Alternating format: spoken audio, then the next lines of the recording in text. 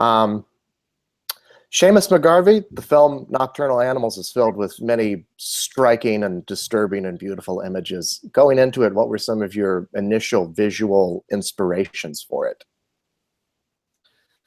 Well, Tom came to the project with many visual references, and not all of them were film references. You know, the opening sequence, for instance, he had a very clear idea that he wanted a look from one of our dancers that echoed Sunset Boulevard, coming down the stairs and beckoning the audience into the camera. That was something that he had a very strong notion of.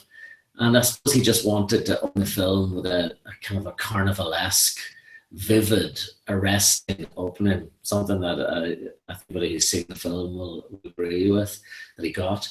And then the rest of the film, we had a lot of photographic references. Tom's a great connoisseur of photography, still photography. So we had many references that were collated alongside Shane Valentino, the designer, who had with Tom before I came on the project, very large mood boards with color references and stills, and sometimes very oblique stuff, even just like cut out of a magazine, a shard of color or a piece of material, that sort of thing, that really give a clear notion of each section, the color palette of each section, and even going into the contrast of each section. Those were very helpful in having discussion, sit-down discussion about each section. Well, let's delve into those three sections, because the film has this fractured timeline, and it jumps back and forth between past and present and fantasy and reality. So take us through making each of those distinct in their own way.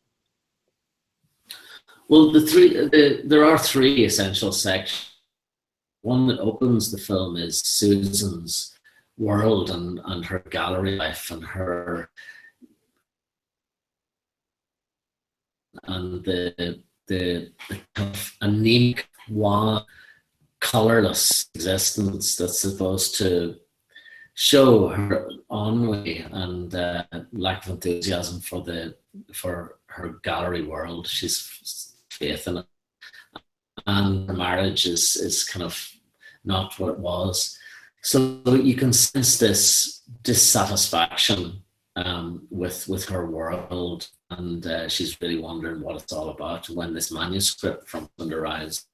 And she's reading it, and at night is when reason sleeps and the demons come up. One of the images that I think that we loved was James Ensor from James Ensor, and some Goya. There was a great Goya picture, the sleep of reason produces and those are images that happen at night when your imagination can spiral out of control. So once we'd set up the kind of the rectitude, the formalism of her world, we were able to start leaking in effectively horror movie tropes, with the camera seeing her in a diminished area of the frames within frames, or partial frames, so we hardly see Susan, or that we shoot from behind with a movie camera to give a sense of perhaps voyeurism that someone else is watching. And that you feel like, as an audience member, even though you're witnessing someone's solitude while reading this manuscript, that you feel you're looking over her shoulder. And as a result of that, I think that's a key element in kind of slingshotting you into the disparate parts of the film, the other color elements that are quite distinct from this wan perspective of Susan's. Comes up obviously is the road trip, and that starts off at dusk and then goes into this terrifying sequence at night. It was actually one of the most challenging things I've ever had to shoot, to like a mile and a half of desert at night. It was fun, but it was a challenge on the budget, and it required a lot of planning. We planned that sequence very carefully. Jack Gill was the stunt coordinator, and Tom and I storyboarded and I prevised on the computer that section, and up to the point where they're pushed off the road by the hoods, and then we went into a more freeform handheld. Myself and Dave Emmerichs, the camera operator, got the cameras on our shoulders, and that was really great, because I've read a few things where people have described the kind of the precision that is out of place in this film, and actually that sequence, and it's a long sequence, was kind of, there was a lot of improvisation, there was a lot of handheld. The actors were kind of allowed to do things in terms of gesture and their own movement, and I lit it in a way that felt like it was the car headlights that bounce off the road, that gave them quite a bit of freedom, and that was exciting to witness these sometimes unexpected, improvised moments, but carefully steered by Tom, obviously. And then we had, if you're talking about the various kind of tranches of the film that have distinct looks, there's the further section that has a more nostalgic vibe, the flashbacks to Susan and Edward when they were at college and first in love, and that had to have almost a nouvelle vague style levity and softness. I used diffusion filters in that section, and so there's a bit of a glow on their faces, and their performance is so gentle and kind of optimistic.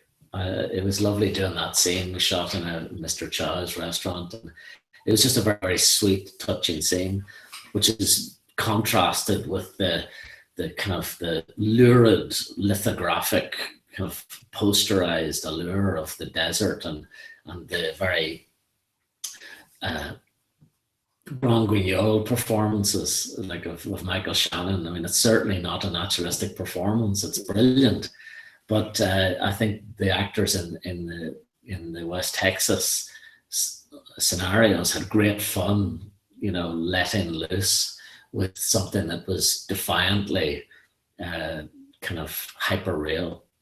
Mm-hmm.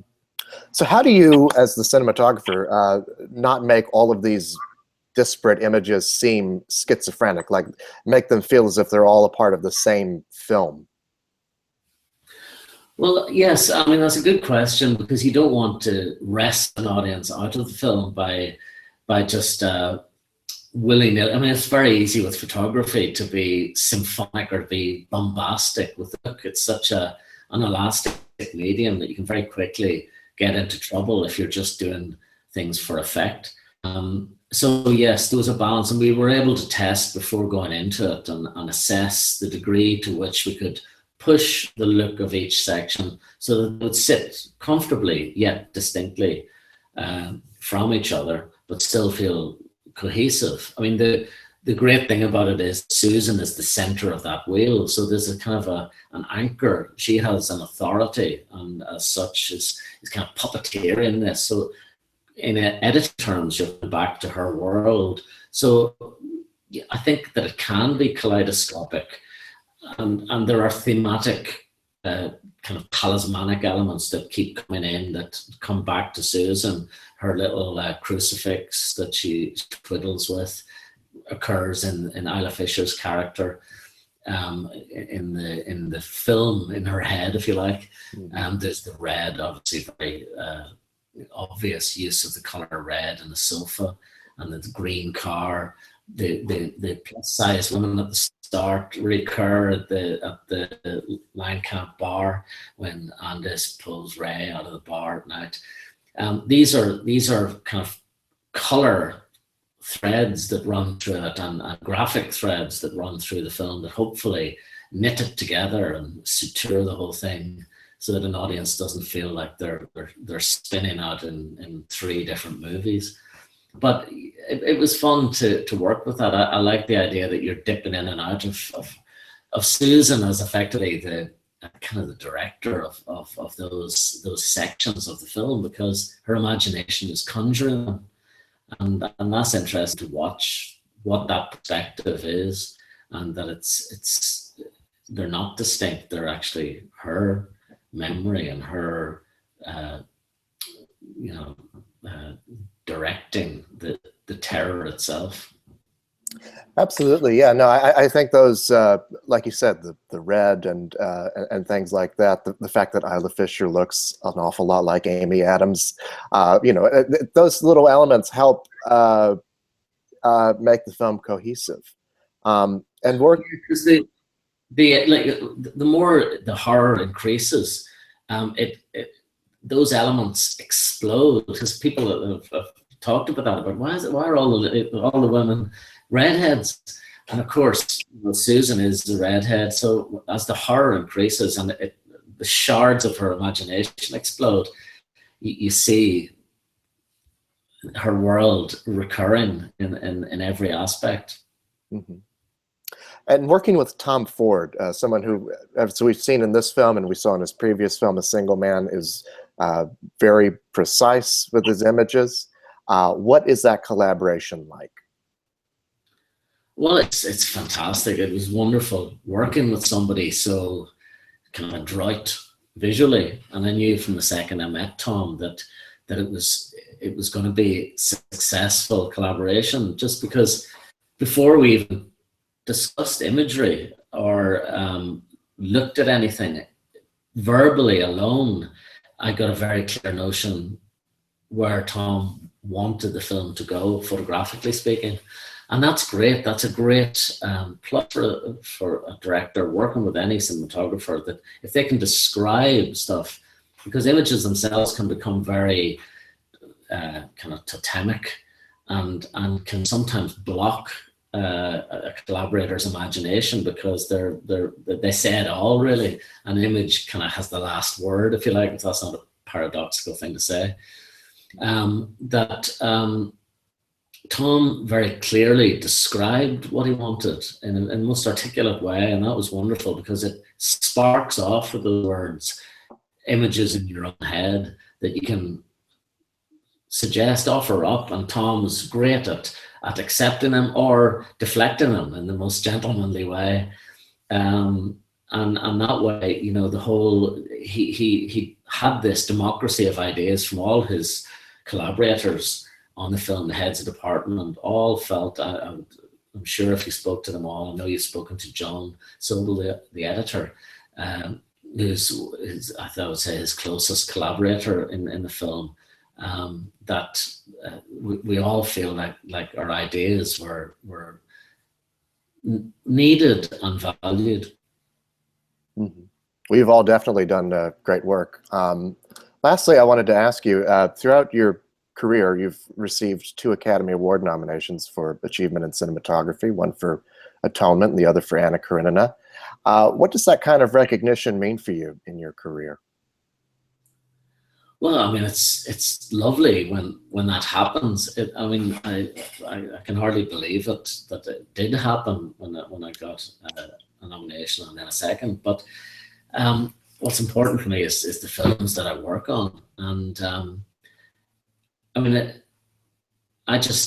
I love balancing different sorts of films, because I learn with each particular film. But it's lovely when I work on a film like this, that I really feel like something profound is said there, that it's embracing the art form, it's embracing what's unique about cinema. And I love that. It's exciting to actually sit in a cinema like I did the other day, because I'd previously seen the film while grading it in the DI, and to see it with an audience in New York at the New York premiere last weekend was just such a joy, because I was able to to feel an audience reacting to it. And you know, it's funny what little beasties we are, how we can really sense that. It absolutely embellished the experience of the film for me, and that's essentially cinematic for me, when you're in a cinema with 400 people all like gasping or utter silence, not a squeak of a chair. That for me is the greatest reward. And knowing that when you're working on a film, it's higgledy-piggledy. It's like a mad centipede on overtime. There's a lot of chaos. There's sometimes high-octane situations. Sometimes tempers rise. And it's lovely actually watching a film like this that is beautifully edited and has an amazing score and is beautifully written and directed by Tom Ford, that you can feel the hand of somebody who knows what they're doing in Tom, a director who's really kind of at the top of their game and very deft in the form, in the cinema form. It was a privilege to work on a film like this. Absolutely. Well, it's a great film, and congratulations on your work. And thank you so much for taking the time to talk to me. It was a pleasure. Mark. You're welcome. Thank you so much.